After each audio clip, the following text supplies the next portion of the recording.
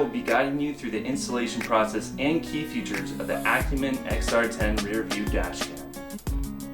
The wiring and installation process may be different from car to car, so please follow this as a guideline for installation. We will be installing the unit on this 2009 Honda Civic today. You will need to run 2 wires to the rear view mirror. The first being a 12-volt power cable and the second being an AV power cable that is attached to a rear camera. Remove the protective film before you use the unit. To install the XR10 onto your factory mirror, we're first going to have to adjust the width of the camera to your factory mirror. Then we're going to place it over the factory mirror and use the straps on the back to run it over and then under and attach. Next, you're going to plug in 2 cables, the AV cable and then the power cable. And you're also going to need to make sure that you use an SD card in the middle slot for the unit. Installing the cables is going to vary from car to car, and it truly is up to your preference. However, we've set it up differently inside of this Honda Civic.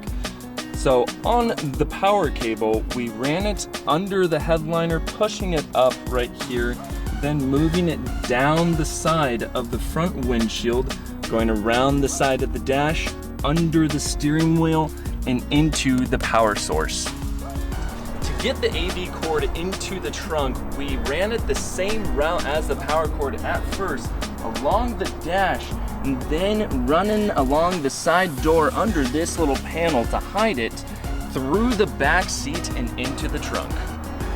Once we have the AV cable into the back of the car through the trunk, we're going to run the wire up along the hinge of the trunk in through the back of the license plate lighting area, and then we're going to peel off this sticker and place the camera wherever you want it. Please refer to your car's manual for this step. The second part of the cable on the AV cable will be going down into your reverse light power cable, which will then give you the parking lines on your XR10 unit when you are in reverse. The XR10 will automatically start up once you start the car.